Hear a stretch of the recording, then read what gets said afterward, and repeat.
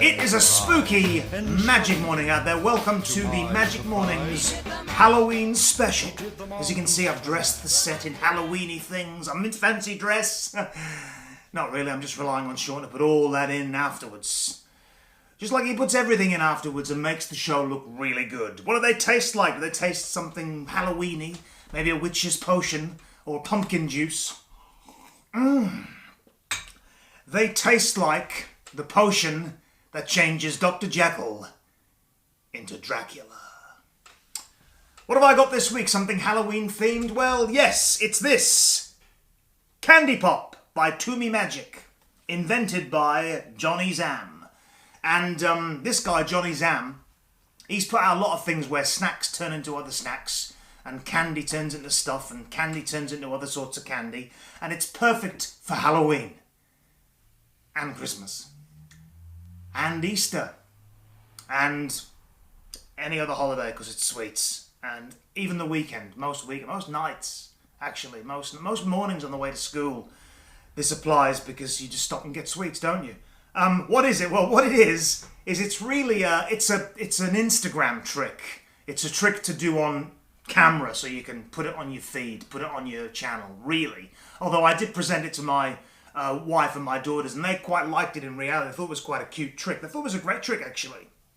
But I think it's more of an Instagram thing. You've got a sort of a brochure with all these different chocolates and sweets and candies on it, and you get someone to think of one. Actually, what you do is you it with some cards that come supplied, and then you fold it up a bit and tell a bit of a story, and then the brochure instantly turns into a Kit Kat. Or you can have a crisp packet or a chip packet, as the Americans and the Australians call it, into a Kit Kat. So it's the transformation of one snack or into another snack, basically. What's in the box? Well, what's in the box is you're going to get that. That's the Kit Kat. That's the gimmick. And you can show it on both sides after you've done the trick. I'm just going to put this down there for a second. You're also going to get these cards, which have different chocolates and candies and sweeties on them, and you're going to use them in one of the routines. The packaging is really nice. Packaging, because anyone out there is thinking about putting a trick out, make sure you get your packaging right, because it means a lot in this day and age, what the packaging looks like. Not just in magic, but in all products.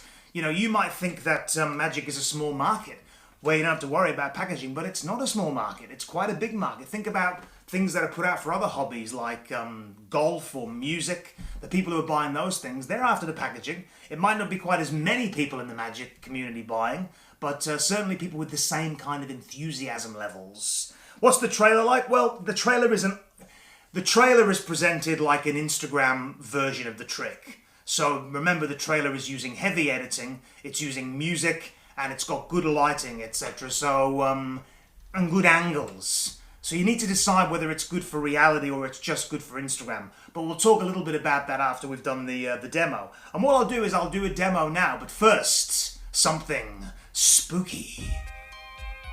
Somewhere in the dark and nasty regions where nobody goes stands an ancient castle. Deep within this dank and uninviting place lives Burke. Hello. Overworked servant of the thing upstairs. Burke, feed me. But that's nothing compared to the horrors that lurk beneath the trapdoor. For there is always something down there, in the dark, waiting to come out. Don't you open that trapdoor. You're a fool if you dare. Stay away from that trapdoor. 'Cause there's something down there. Well, here we go with a quick little demo of Candy Pop by Johnny Zam and Tumi Magic. Got some cards, they've got candy on the back, just in case you were confused as to what's on the other side. And they're all different sweets and crisps. So there's some Lay's chips here. There's Snickers, there's Hershey's. Do you know that Hershey's, the sour taste of Hershey's, was invented completely by accident? Yeah, they just used milk that had gone off and everyone dug the taste. So that's an interesting little dug's quite Halloweeny. Pow! Yeah, people dug the sour taste so much that they continued to make it with sour milk, and that's what gives it the sour, original, unique taste. Clark Griswold from the National Lampoon's movies. That's what he used to do. He used to invent additives and flavourings to put into food, because they probably don't use actual off milk anymore. It's probably dangerous. We'll use an artificial flavouring. Oh, National Lampoon's Christmas Vacation. That ties in with the episode, because it's Christmas. What? It's just Halloween. Right, it's just the candy. It's confusing me. All right, let's grab all this candy and so on and so forth up, and we'll get someone to pick one. What else is there? There's Mentos, the fresh maker. There. Gum in case your breath stinks after all the food and candy. See that? Okay. So, we're going to do this, and the spectator gets to say stop anywhere they want, and that will be their freely chosen candy. All right, just call out stop. Got to call it out. Oh, yeah, it's on video, isn't it? I'll pretend I can hear you. All right, so say stop. Stop! That's going to be yours, and I'll look in case I've got it wrong. So that's the one you're going to stop at. It's the Kit Kat. You could have had any one of these, but you decided to stop on the Kit Kat. Now, you know, it's interesting what I've got here. I've got this brochure here. It's like a brochure of all the different possible candies that you could have picked. And wouldn't it be interesting if you went trick-or-treating and someone at the door had this? Like, hi kids, look, I'm taking Halloween so seriously. I've got a little... It's a menu, it's a candy menu. You can pick what you like.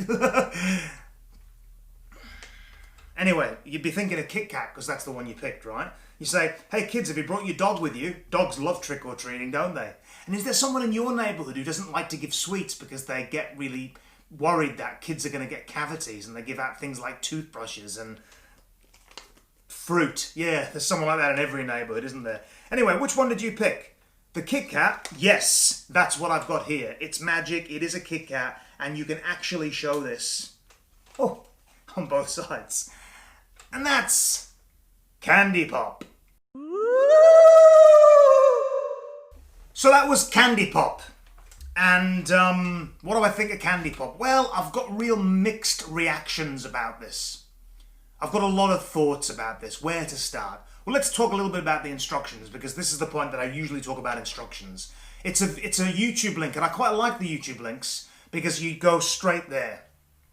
With Murphy's and Penguin, you've got to go to the website, then type the password in, and Murphy's have this thing where this advertising thing pops up halfway through your password. You've got to click close on that. I get it, but it's annoying. It's annoying. It takes up 40 seconds of my time. I'm a busy person. Right. Straight to YouTube. And it's Johnny Zam. I think it's Johnny Zam. And it's dubbed over because he's talking in his native tongue, which I'm guessing most of us wouldn't be able to understand. And it's just in his lounge room and stuff. It's not that crash hot. But at least he goes into detail about what it is and setting it up, and it's quite easy to set up. It's got a few stickers on the back of the gimmick, and you stick that poster on, that brochure on. Then you can also do it with a crisp packet. You can't really, though. I tried it with a chip packet, and it doesn't really work with... He says use Doritos because the colour is similar to the gimmick.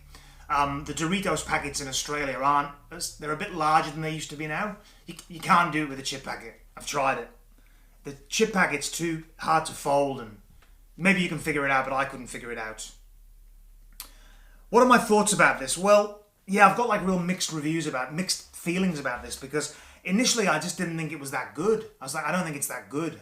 I can't get excited about it. It doesn't look good. It looks like someone's folding a brochure up, then turning it round, and there's a Kit Kat glued to the other side. It's not quite that, but that's kind of the idea that I got from it. Admittedly, I was looking at the product at the time. And then I showed it to my wife and my daughters, and they quite liked it, but they liked it because I was using a bit of misdirection on the change.